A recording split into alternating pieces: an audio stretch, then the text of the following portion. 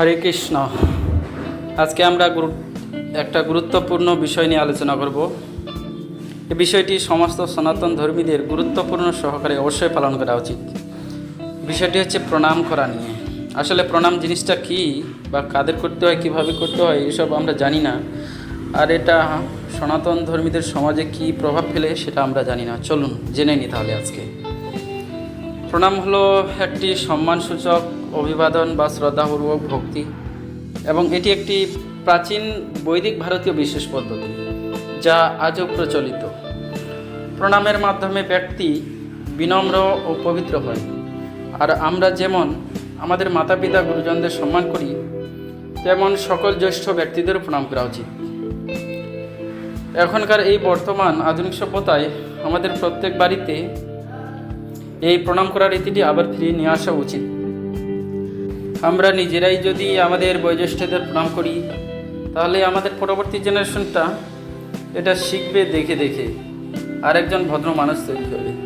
এটা সনাতন ধর্মের একটা বড় স্তম্ভ, সামাজিক সুশৃঙ্খলা বজায় রাখার জন্য। প্রতিদিন ঘুম থেকে উঠে মাতা পিতা গুরুজনকে এবং ভগবানকে অবশ্যই প্রণাম করা উচিত। দিনের শুরুতে অবশ্যই এই নিয়মটা মেনে চলা উচিত। প্রণাম করার এই সনাতন সংস্কৃতিটি মানুষকে একজন আদর্শ ব্যক্তিতে পরিণত করে। প্রণাম করার ফলে বড়দের থেকে আশীর্বাদ পাওয়া যায়, যেটা আমাদের জীবনে চলার পথে অনেক বাধা বিঘ্ন দূর করে এবং চলার পথ আরও সুন্দর ও সুগম হয়। আগের দিনে রাস্তাঘাটে চলার সময় যেখানেই গুরুজনদের দেখা হতো, সেখানেই তাদের প্রণাম করা হতো, কিন্তু ধীরে ধীরে এই পদ্ধতিটি হারিয়ে গেল। আগের দিনে গুরুজনদের প্রতি যতটা শ্রদ্ধা ভক্তি প্রদর্শন করা হতো, এখন ঠিক সেরকমভাবে করা হচ্ছে না। আর এতে আরেকটা জেনারেশনের সাথে আরেকটা জেনারেশনের যে সামাজিক সম্বন্ধ, সৌহার্দ্য বা ভালোবাসার প্রীতির সম্বন্ধ, সেটা যেন ধীরে ধীরে লুপ্ত হয়ে যাচ্ছে। আগে তো পাড়া প্রতিবেশী বা সামাজিক প্রতিবেশীদের সাথে কত একটা সম্বন্ধ ছিল, যেটার এখন কল্পনাও করা যায় না। এখন পাড়া প্রতিবেশীর মধ্যে কোনো মিল খুঁজে পাওয়া মুশকিল। নিজেদের মধ্যে ঈর্ষাপরায়ণতা, ও এর ভালো থাকা দেখতে পায় না, ও এর ভালো থাকা দেখতে পায় না। আপনারাই বলুন তো, এটা কি সমাজের পক্ষে মঙ্গল? এতে কি সমাজে শান্তি ফিরে আসবে? সুখ শান্তি সেই সমাজেই থাকে যেখানে নিজেরা সবাই নিজেদের মধ্যে ভালোবাসা ও প্রীতির সম্বন্ধ গড়ে তোলে। চলুন আজকে থেকে আমরা সবাই দৃঢ় প্রতিজ্ঞ হই যে আমরা নিজেদের সমাজকে সুন্দর ও সুষ্ঠু করে গড়ে তুলব। এর জন্য আজকে আমরা শুধু একটা বিষয় নিয়ে আলোচনা করব, যেটা নিজেদের পরিবার থেকে শুরু হবে। আর সেটা হচ্ছে, যারা আমাদের থেকে বড় জ্যেষ্ঠ গুরুজন, তাদেরকে আমরা প্রত্যেক দিন সকালে ঘুম থেকে উঠে প্রণাম করব। আর আমাদের সনাতন ধর্মীয়দের সেই রকমভাবে পরম আরাধ্য ভগবানকেও শ্রদ্ধা বা সম্মান জানানো সকলেরই উচিত। বৈদিক ঐতিহ্যে শ্রদ্ধা জানানোর সর্বোত্তম উপায় হলো প্রণাম করা। প্রণাম নিবেদন ভক্তিমূলক সেবার একটি গুরুত্বপূর্ণ অংশ, যার দ্বারা ভক্ত তার মনোভাব প্রকাশ করে। এখন আমরা দেখিনি প্রণাম কত প্রকার, কি কি, নারী পুরুষ কীরকমভাবে প্রণাম করা হয় সেটা দেখিনি। শাস্ত্র অনুযায়ী আমরা দেখতে পাই যে প্রণাম দুই প্রকার।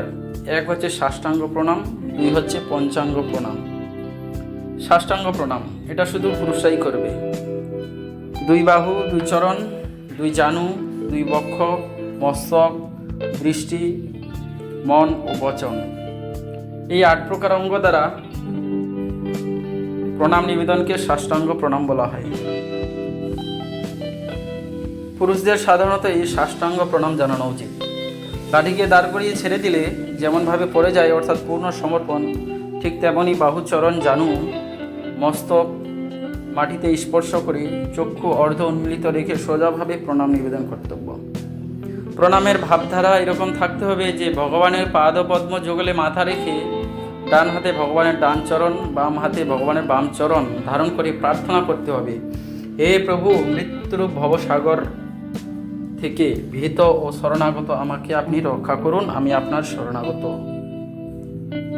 আর পঞ্চাঙ্গ প্রণাম, দুই জানু, দুই বাহু, মস্তক, মন আর বচন, এই 5 অঙ্গ দ্বারা প্রণাম করাকে পঞ্চাঙ্গ প্রণাম বলা হয়। আগে যে বললাম সাষ্টাঙ্গ প্রণাম আলোচনায় যেভাবে ভগবানের চরণে মস্তক রেখে স্মরণ করে প্রণাম করার কথা বলা হয়েছে, এরকমভাবে মহিলাদেরও ভগবানের উদ্দেশ্যে প্রণাম করা উচিত। পুরুষরা সবসময় সাষ্টাঙ্গ প্রণাম করবে এবং মহিলারা সবসময় পঞ্চাঙ্গ প্রণাম করবে, এটাই শাস্ত্রের বিধান।